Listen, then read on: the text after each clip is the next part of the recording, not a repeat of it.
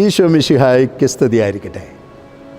ക്രിസ്തുവിൽ എനിക്ക് ഏറ്റവും സ്നേഹവും വാത്സല്യമുള്ള മക്കളെ, എല്ലാവർക്കും സ്നേഹബുദ്ധിയ ഈശോയുടെ സവിധത്തിലേക്ക്, കെട്ടപ്പെട്ട ഈശോയുടെ മുന്നിലേക്ക് സ്വാഗതം. ഇതൊരു വലിയ അനുഗ്രഹമാണ്. പുലർകാലത്തെഴുന്നേറ്റ് കുടുംബത്തോടൊപ്പം കൽപ്പറ്റയിലെ പുത്തുറുവയൽ പിയോഫോൻ ധ്യാനകേന്ദ്രത്തിൽ കുടികൊള്ളുന്ന കൈറ്റീശോയുടെ മുഖത്തേക്ക് നോക്കി അനുഗ്രഹം പ്രാപിച്ചുകൊണ്ട് ഒരു ജീവിതം തുടങ്ങാൻ കിട്ടുന്ന വലിയ ഭാഗ്യത്തെ ഓർത്ത് നന്ദി പറയാം. ഈശോയ്ക്കൊരു സ്തുതി ചൊല്ലിക്കൊണ്ട് തുടങ്ങിയാൽ അതൊരു വലിയ അഭിഷേകമായിരിക്കും, ഒരു വലിയ അനുഗ്രഹമായിരിക്കും. ഈശോ മിശിഹായ്ക്ക് സ്തുതിയായിരിക്കട്ടെ. ഒപ്പം ഉണർന്നു നിൽക്കുന്ന എല്ലാവരെയും നോക്കിയെന്ന് പറഞ്ഞ് ഈശോ മിശിഹായ്ക്ക് സ്തുതിയായിരിക്കട്ടെ, ഈശോ മിശിഹായ്ക്ക് സ്തുതിയായിരിക്കട്ടെ. നന്ദി നിറഞ്ഞ ഹൃദയത്തോടെ നിൽക്കുമ്പോൾ സങ്കീർത്തകൻ നമ്മളെ പാടാൻ പ്രേരിപ്പിക്കുന്നു. പുലരിയിൽ നിദ്രയുണർന്നങ്ങേ പാവന സന്നിധി അണയുന്നു, കർത്താവേ നിൻ കരുണയ്ക്കായി നന്ദി പറഞ്ഞു നമിക്കുന്നു. കർത്താവേ, എല്ലാത്തിനും നന്ദി. കാരണം എല്ലാം തന്നത് നീയാണ്. ശാന്തമായ ഒരു സായങ്കാലം തന്നത് നീയാണ്. ഏറെ വിശ്രമപൂർണ്ണമായ രാത്രികാലം തന്നത് നീയാണ്. ഇന്ന് പ്രഭാതത്തിൽ ഉണർന്ന് എൻ്റെ കുടുംബത്തോടൊപ്പം കെട്ടപ്പെട്ട ഈശോയുടെ സവിധത്തിൽ നിന്നുകൊണ്ട് നിൻ്റെ നൊവേന ചൊല്ലൊരു നിയോഗം സമർപ്പിക്കാൻ കിട്ടിയതും നിൻ്റെ അനുഗ്രഹത്താലാണ്. നീ തന്ന വലിയ സൗഭാഗ്യമാണ്. ആയിരം ആയിരം ആയിരം ആയിരം നന്ദി. വചനം ഇങ്ങനെയാണ് പറയുന്നത്. ഹഗ്ഗായിയുടെ പുസ്തകം 1-ാം അധ്യായം 7 വചനങ്ങളാണ് പറയുന്നത്. നിൻ്റെ ഇപ്പോഴത്തെ അവസ്ഥയെപ്പറ്റി നീ ചിന്തിക്കുവിൻ. നീ മലയിൽ ചെന്ന് തടി വെട്ടി എനിക്ക് ആലയം പണിയുവിൻ. ഞാനതിൽ സംപ്രീതനാകും, മഹത്വത്തോടെ ഞാനതിൽ പ്രത്യക്ഷനാകുകയും ചെയ്യും. നിങ്ങളേറെ തേടി ലഭിച്ചതു അല്പം മാത്രം. നിങ്ങളത് വീട്ടിലേക്ക് കൊണ്ടുവന്നു, ഞാനത് ഊതിപ്പറത്തി. എന്തുകൊണ്ട്? സൈന്യങ്ങളുടെ കർത്താവ് ചോദിക്കുന്നു, നിങ്ങൾ ഓരോരുത്തരും തങ്ങളുടെ ഭവനത്തെക്കുറിച്ച്, ഭാവിയെക്കുറിച്ച്, മക്കളെക്കുറിച്ച്, നാളെയെക്കുറിച്ച് ഉത്കണ്ഠപ്പെടുമ്പോൾ എൻ്റെ ആലയം തകർന്നു കിടക്കുന്നത് കൊണ്ട് തന്നെ, അതുകൊണ്ട് ആകാശം നിങ്ങൾക്ക് വേണ്ടി മഞ്ഞ് പെയ്യ്ക്കുന്നില്ല, ഭൂമി വിളവ് നൽകുന്നുമില്ല. ദേശത്തിലും മലയിലും ധാന്യത്തിലും പുതുവീഞ്ഞിലും ഇപ്പോൾ മുളയ്ക്കുന്നവരും മനുഷ്യരിലും കന്നുകാലികളിലും അവിടെ അധ്വാനത്തിലും ഞാൻ വരൾച്ച വരുത്തി വെച്ചിരിക്കുന്നു. വചനം പറയുന്നത് എന്താ? നിങ്ങൾ മലയിൽ ചെന്ന് തടി വെട്ടണം എന്ന് പറഞ്ഞാൽ, നീ എന്ത് ചെയ്യുമ്പോഴും, നിൻ്റെ ജീവിതത്തിലെ ചെറുതോ വലുതോ എന്ത് കാര്യം ചെയ്യുമ്പോഴും മലയിലേക്ക് വരണം, ദൈവത്തിങ്കലേക്ക് വരണം. കർത്താവിനോട് ചോദിച്ചിട്ടേ ചെയ്യാൻ പാടുള്ളൂ.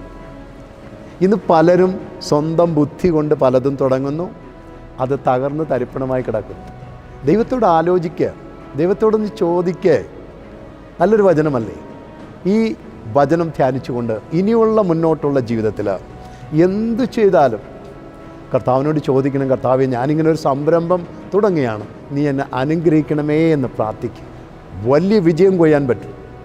കെട്ടപ്പെട്ട ഈശോയെ നോക്കി നമുക്ക് നൊവേന ചൊല്ലാം. 3 നിയോഗങ്ങളാണ് നമ്മളിപ്പോൾ സമർപ്പിക്കാൻ പോകുന്നത്. പരിശുദ്ധാത്മാവ് നമുക്ക് തരുന്ന സന്ദേശം അനുസരിച്ചാണ് ആദ്യത്തെ 2 നിയോഗങ്ങൾ.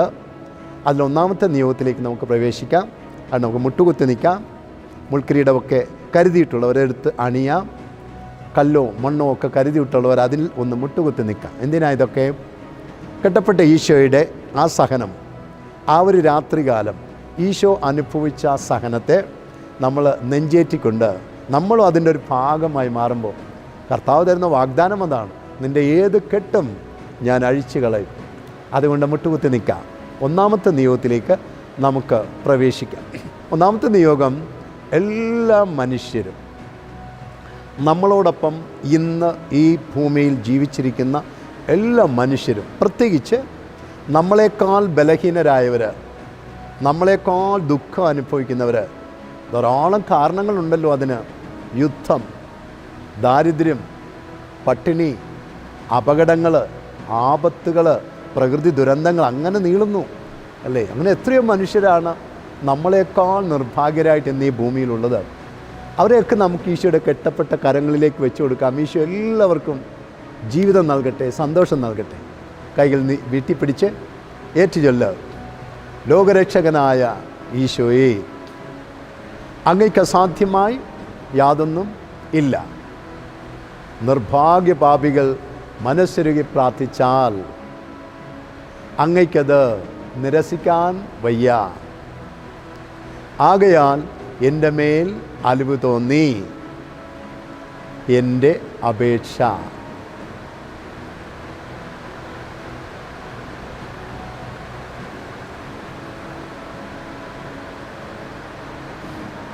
സാധിച്ചു തരണമേ. ആമേൻ, ആമേൻ, ആമേൻ. കൈകൾ കൂപ്പാം. ഈശോയെ നോക്ക്. കരുണാദ്രമായ ഈശോയുടെ മുഖം കണ്ടോ? ആ മുഖം മതി നിനക്ക് ഇന്നത്തെ ജീവിതം ധന്യമാവാൻ. അതത് ഹൃദയത്തോട് ചേർത്ത് വെച്ചുകൊണ്ട് രണ്ടാമത്തെ നിയോഗത്തിലേക്ക് നമുക്ക് പ്രവേശിക്കാം. രണ്ടാമത്തെ നിയോഗം ആഗോള കത്തോലിക്ക സഭ.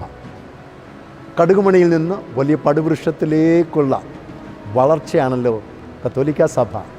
അതിൽ നമ്മൾ അഭിമാനിക്കുന്നു, അതിൽ നമ്മൾ സന്തോഷിക്കുന്നു. പക്ഷേ നമ്മൾ പരസ്പരം പ്രാർത്ഥിക്കണം.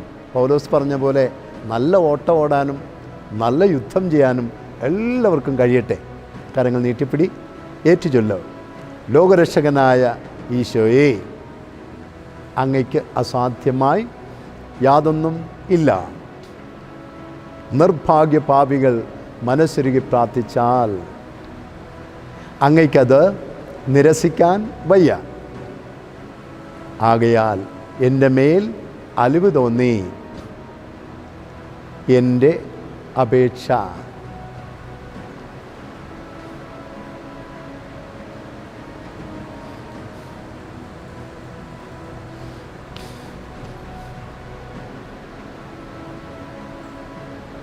സാധിച്ചു തരണമേ.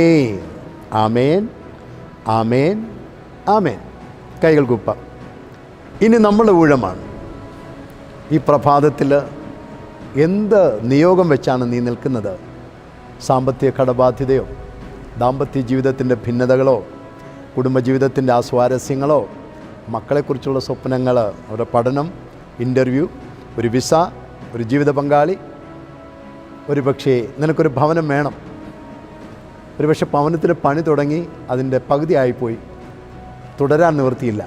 നിനക്കൊരു തുണ്ട് ഭൂമി വേണം. ഇതൊക്കെയാണോ നിൻ്റെ ആവശ്യങ്ങൾ? മാരകമായ രോഗം നിനക്കുണ്ട്, മാനസികമായൊരു സമ്മർദ്ദം നിനക്കുണ്ട്. അതെല്ലാം എടുത്തിപ്പോൾ കെട്ടപ്പെട്ട ഈശോയുടെ ആ കെട്ടുകളിലേക്കൊന്ന് വെച്ചു കൊടുത്ത് കൈകൾ നീട്ടിപ്പിടി, ഏറ്റുചൊല്ല്. ലോകരക്ഷകനായ ഈശോയെ, അങ്ങയ്ക്ക് അസാധ്യമായി യാതൊന്നും ഇല്ല. നിർഭാഗ്യ പാപികൾ മനസ്സുരുകി പ്രാർത്ഥിച്ചാൽ അങ്ങയ്ക്കത് നിരസിക്കാൻ വയ്യ. ആകയാൽ എൻ്റെ മേൽ അലിവ് തോന്നി എൻ്റെ അപേക്ഷ.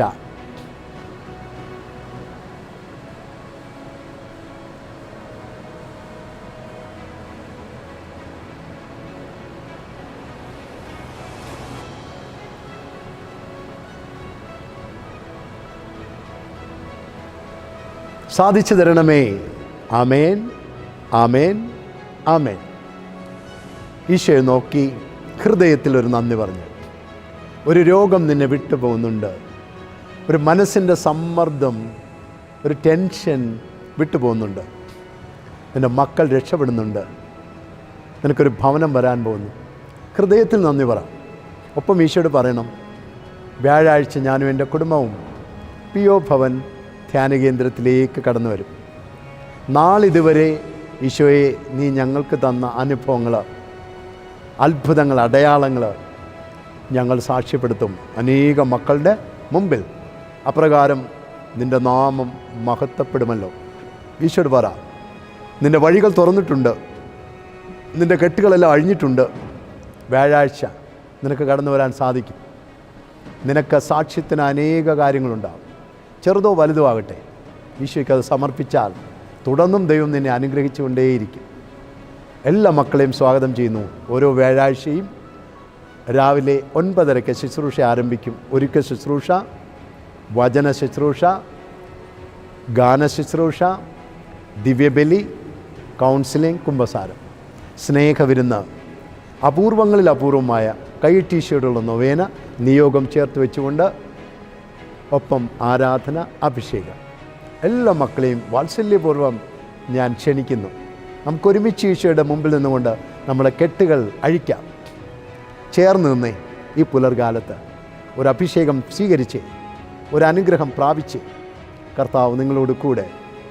സർവശക്തനായ ദൈവം, നിത്യം പിതാവും പുത്രനും പരിശുദ്ധാത്മാവും ത്രിയേക ദൈവം നിന്നെയും നിൻ്റെ കുടുംബത്തെയും മക്കളെയും തൊഴിൽ മേഖലകളെയും നിൻ്റെ എല്ലാ സ്വപ്നങ്ങളെയും സമൃദ്ധമായി അനുഗ്രഹിക്കുമാറാവട്ടെ. ആമേൻ. ഈശോ മിശിഹായ്ക്ക് സ്തുതിയായിരിക്കട്ടെ. ഈശോ മിശിഹായ്ക്ക് സ്തുതിയായിരിക്കട്ടെ. ഈശോ മിശിഹായ്ക്ക് സ്തുതിയായിരിക്കട്ടെ. Hallelujah, hallelujah, hallelujah.